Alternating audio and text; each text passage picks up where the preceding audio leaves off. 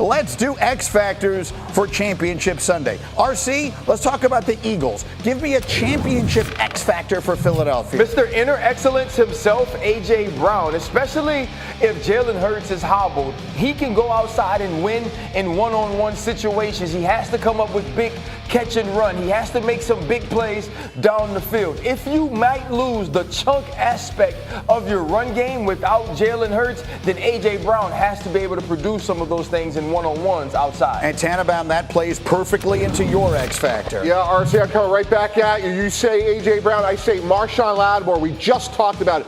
I love the physicality of his play. For a decade battling Mike Evans, very similar player in A.J. Brown. He has 15 career interceptions.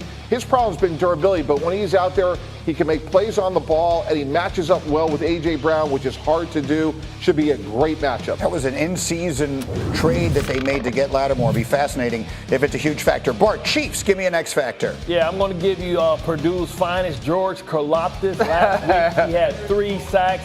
He's become he was always great at setting the edge in the run, but now he's added, a pass rush into his repertoire. They're going to focus on Chris Jones, who's going to give him opportunities. When you get to the big man, you got to get him down, and he's big enough to do it. And Graziano, how about the other side? Buffalo, X Factor. I'm going to go with Von Miller. They signed him in free agency after the last time they lost the AFC Championship game to the Chiefs, or maybe it was after that divisional loss to the Chiefs. Anyway, hasn't been a factor for Buffalo to the extent that they wanted him to. They eased him up in terms of his snap counts all year, so he would be healthy for the postseason. They feel like they can deploy him more in this game than they have been this year.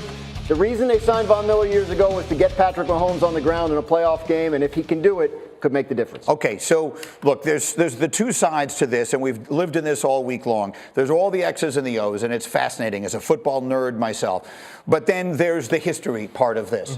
And I make no apologies for this. Josh Allen can become a different person in football history based upon the outcome of this game on Sunday. Now, he'll have another game to worry about 2 weeks later, but he's got to get past this hurdle at some point, and it will change everything for him. It will. It will to an extent, right? Because if he wins this game, what does it do for us? Does it put him where we think of Joe Burrow? Right? Because Joe Burrow was a guy that went to Kansas City and did this exact thing.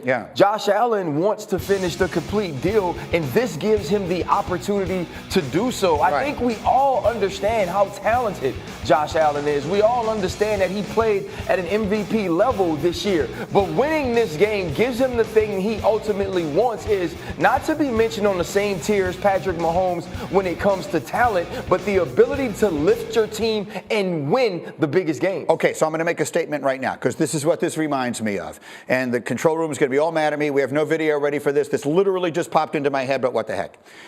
Here's what it reminds me of.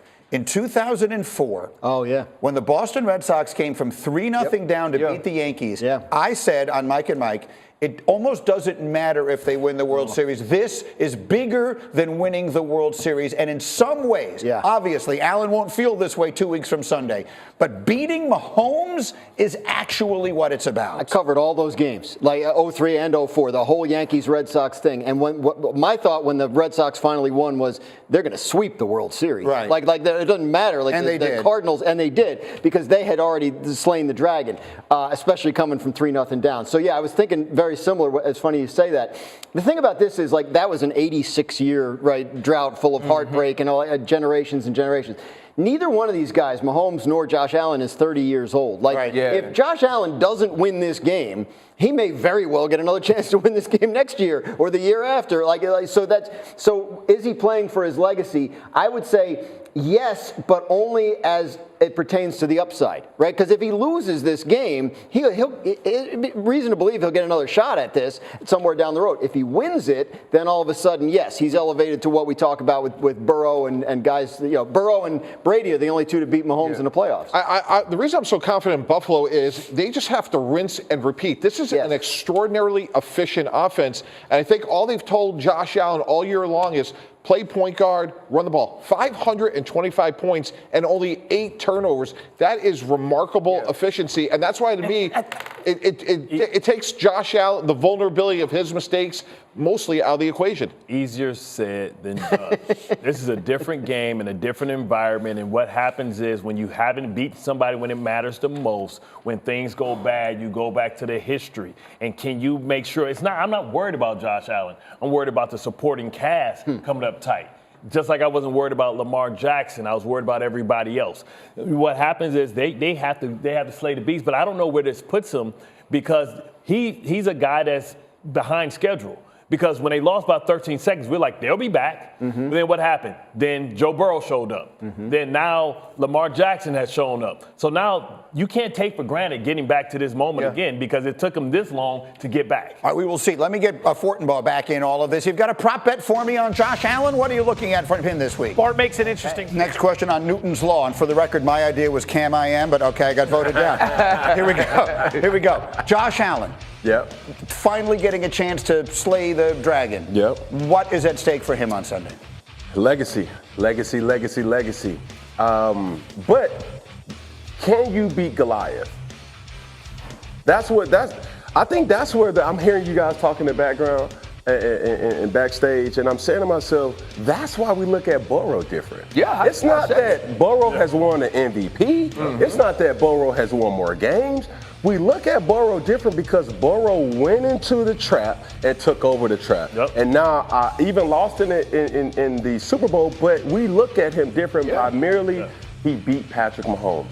And that's even more of a challenge in its own right. But this is the caveat about Josh Allen that I kind of sensed early for Lamar in the game. You don't got to do too much. Right. You do not have to do too much. Trying to make the play, we know that you have to have a good game. That's personally. But overarching, you have to play a clean game. Let the guys around you make a play. And to Bart's point, that may be a concern in this whole To be clear, I mean, we used to say this about you. Does Cam Newton need to be Superman for his team to win this game? You're saying Josh Allen doesn't need to be Superman for his team to win this game? He does. Let's not get it confused. Okay. He does, but playing clean football supersedes being Superman. Yeah. Well, I tell you, Josh Allen's going to have a slow heartbeat, right? Can he stay composed? Because you can say whatever you want about beating somebody in the regular season. It's different, right? We beat each other in the regular season, but when it comes to the playoffs, your heart rate wakes up, everything moves faster, and it's about can you make the right play because everything speeds up. Can you slow it down, and can you keep your teammates involved? He has to find a way to not be a control freak, right? The ultimately talented people, the people like Cam Newton, they feel like they can fix everything. Oh, we can't get a stop on defense? Watch what I go do. Oh, he's not catching the ball? I'll use my legs. Josh Allen can't get into that game. If somebody drops a pass, he has to go back to him. If the run game isn't working, he has to be comfortable with turning around and handing the ball off. But when it does get to those moments and they call his name, that's when he has to show up. The thing is, this year, they don't have to call on him to do that as much as they used to. Can I say something real quick, too?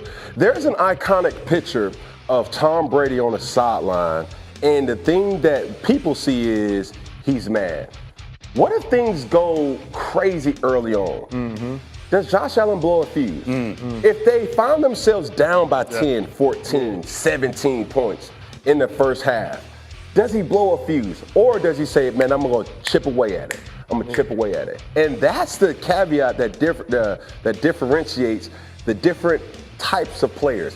You're extremely talented, but I don't have to do it all by myself. When you look at this season, the only time that they were in that position was at Baltimore early on in the season. And we saw him start to struggle because there was nobody who could make those plays. Right. So it's about keeping this game, and with the way Kansas City plays, it should be that. It's about keeping this game in a place where Josh Allen doesn't feel that pressure to do those things. Let's go to the NFC game.